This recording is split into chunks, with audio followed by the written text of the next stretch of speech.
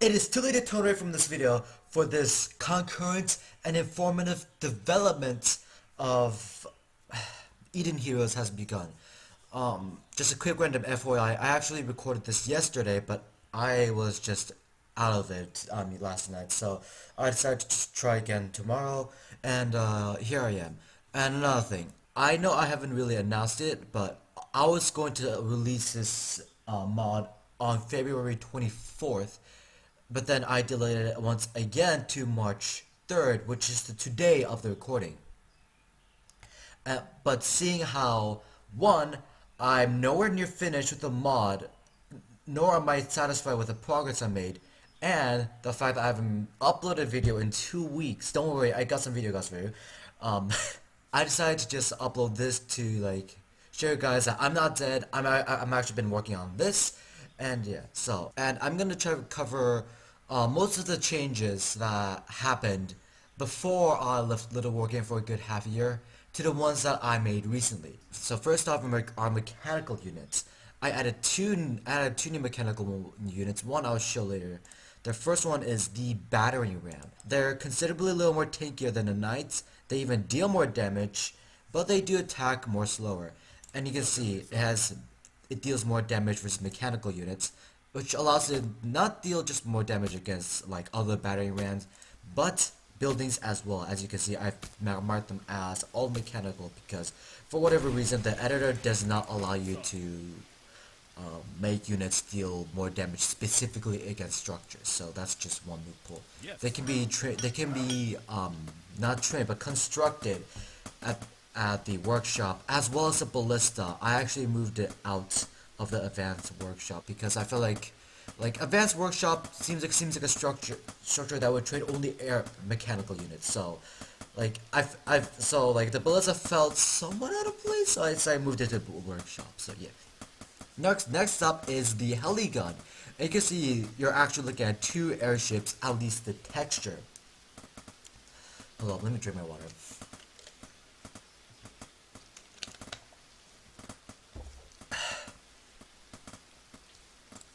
You can see the heli gun is actually just a smaller sprite of that of an airship. This is the airship, and this is just a heli gun just to get you. Whoa, okay, I need to fix something there. So the heli guns are basically supposed to be a mechanical variant of, let's say, dragons, because like dragons are pretty much the only flying units that attacks. So I decided to give something a little more mobile of that of heli gun. On top of that, I was actually kind of inspired from units of Brood War or StarCraft Wraiths and Mutalisk, and that's how they're that's how they're kind of intended to play. They're supposed to be kind of a hit and run unit. So they hit, they can instantly retreat, except you got hit there. Come on, hit. And they have a noticeably short range as well. And not only that, but you can see they also stop a little more slowly too. And what this does is that it makes them stop a little late. So it's best that you manually control them like the way how I demonstrated earlier. As soon as they attack, run away, except he's gonna die. But yeah, you get the idea. And the heli gun can be trained from the advanced workshop. And the sprite is only a placeholder, but fortunately, I'm not gonna release the update like that. So, and next up are biological or human units. Oh shoot, I forgot to include Snake. Oh well. I added the ranked ladder units. If you haven't played ranked matches yet, the developer of the game, JBS, hasn't touched the game in a long time, but in compensation, he left the ladder matchup to the developers, so they can like choose whatever map they want to add to the ranked roster. And using that advantage, they actually decided to make all the maps modified with custom elements. That includes the raider and the snake, which I'm gonna show you. Excuse me. And without going into too much detail, the raider is basically a very vulnerable unit that deals high damage, kind of like an assassin. Can be trained from the barracks, but will require a structure to be built called the raider lodge. And next up are two of my own units. The gunsman and the halberd. Both require a forge, and they're supposed to be a side grade of their normal counterparts, the archer and the soldier. The gunsman has less HP, moves slightly slower, but has a longer range and more damage, as you guys can see in the stats below. But again, they're just a side grade. So, for instance, archers will still have the mobility that gunsmen won't have. So that way, archers will be able to chase gunsmen down, while gunsmen are going to be able to poke down weak units that the enemy just simply cannot reach. And the halberd is an experimental unit of mine, and you can see that he went invisible earlier. That's because I still haven't finished his sprite yet. So compared to the soldier, he has slightly less health and armor. Speed, I think he has more speed. I don't know. I need to check on that. And he also has slightly less damage too, but he does attack slightly faster compared to the not the knight, the soldier in compensation. And here's one key trait that the soldier, not the soldier, the knight, the halberd possesses that the soldier does not. So what I'm gonna do is I'm gonna get the raider to attack the battering ram, and I'll get the halberd to attack it as well. And you can see he's actually attacking just one unit but ahead of the raider. Essentially, they can attack slightly further than the soldiers, which allows them to basically have a strike first whenever they're in a melee combat.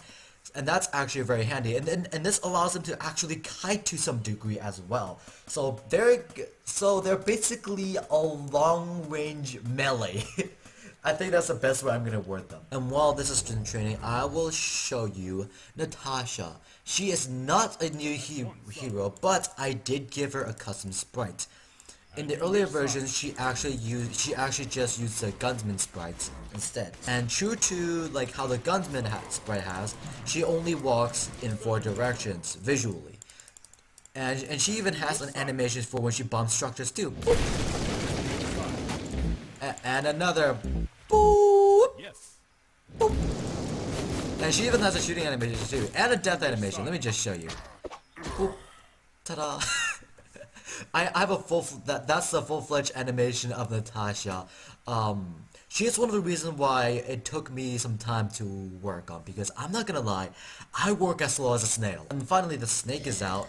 The snake is basically supposed to be the beast's version of an archer, because the only ranged unit they have is a dragon. The dragons are practically mid-ish through late game units, so they wanted to spice things up by adding a snake.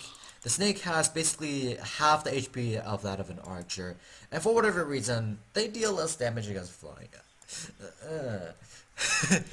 Anyway, before I leave off, I am working on one new hero, and I may work on another afterwards. The new hero that I'm working on right now is an ice or a snow themed mage or spellcaster that it dedicates on crowd controlling enemies, slowing them down, and even freezing them, as well as walling off paths that you don't want the enemy to take.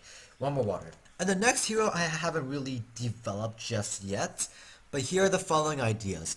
One, I'm thinking of having, well, really 2 heroes. They would be twins, in fact, where you can actually just train from a single structure, and instead of just training one or the other, it would technically train both of them at once, and the twins would basically equalize in their own expertise, and they would synergize with each other, making for some interesting gameplay. And another idea is maybe another spellcaster, maybe another spellcaster. Don't come my word on that, but or hero unit that dedicates on applying status effects onto enemies, but not just any. The status effects would be based on human emotions, and he would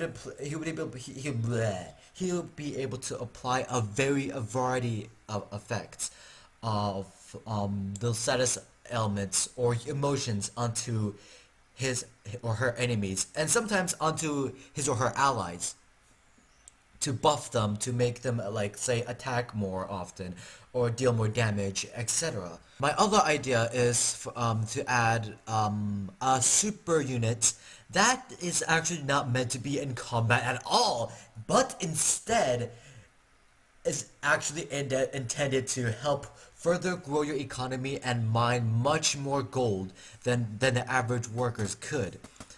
They won't necessarily replace expansions altogether. Though it'll still be recommended that you take expansions.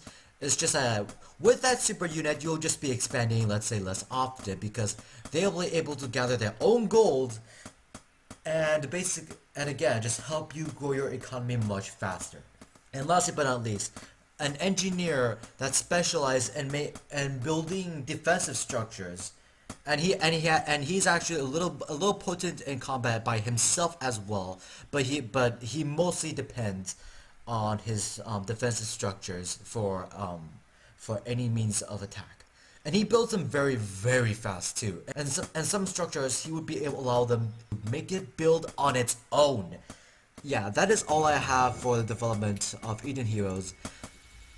Since I couldn't get it to release on either of my personal release dates, I'm just going to have to say it will be released once it's ready. Or if you really want a release date, say the latest I can get to finishing this mod, not finishing, but updating this mod is, let's say, late March or early April. That's probably the earliest update you guys, or release that you will ever see for this mod. And as I mentioned earlier, I actually do have videos in store for you guys. In fact, I just recorded a new batch yesterday, and I will actually upload them right after this one. So yeah.